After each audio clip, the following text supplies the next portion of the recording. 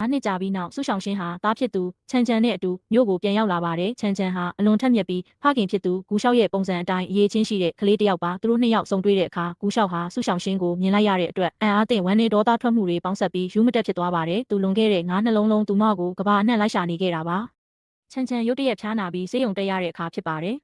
ဇလန်းဆမှာဂူလျှောက်နဲ့ဆုဆောင်ရှင်းတို့ဟာချစ်သူတွေဖြစ်ခဲ့ကြပါတယ်။ဒါပေမဲ့ဂူလျှောက်ရဲ့မိသားစုအခြေအနေလုပ်ငန်းခွင်အရှုပ်တော်ပုံတွေနဲ့တတိယလူတွေရဲ့ကြားဝင်ဆွတ်ဖက်မှုကြောင့်ဆုဆောင်ရှင်းဟာဂူလျှောက်ကိုစွန့်ခွာသွားဖို့ဆုံးဖြတ်ခဲ့ရပါတယ်။သူမထွက်သွားချိန်မှာသူမကိုဝင်ရှိနေမှန်းဂူလျှောက်ကိုမပြောခဲ့ပါဘူး။ဂူလျှောက်ဟာကလေးရဲ့အခြေအနေကိုသိရှိသွားပြီးနာစစ်ဆေးကြည့်တဲ့အခါမှာတော့ချန်ချန်ဟာသူ့ရဲ့သားရင်းဖြစ်ကြောင်းသိချသွားပါတယ်။အဖိုးဖြစ်သူကလည်းမြေးဖြစ်သူကိုချက်ချင်းလက်ခံလိုက်ပါတယ်။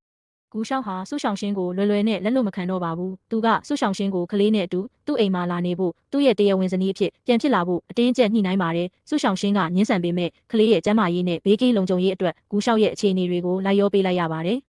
ဒီကြားထဲမှာဂူလျှောက်ရဲ့အပြိုင်အဆိုင်တွေကဆုဆောင်ရှင်းကိုအန္တရာယ်ပြုဖို့စ조사ကြပါတယ်။ဂူလျှောက်ဟာဆုဆောင်ရှင်းနဲ့တားဖြစ်သူကိုကာကွယ်ရင်းသူတို့နှစ်ယောက်ကြားကအရင်ကအထင်မြင်လွဲမှားမှုတွေကိုရှင်းလင်းနိုင်ခဲ့ပါတယ်။နောက်ဆုံးမှာတော့သူတို့မိသားစု3ယောက်ပြန်လည်ပေါင်းစည်းနိုင်ခဲ့ပြီးဂူလျှောက်တစ်ယောက်သူ့ဇနီးနဲ့သားကိုတန်ဖိုးထားပြီးပျော်ရွှင်စွာနေထိုင်သွားကြပါတယ်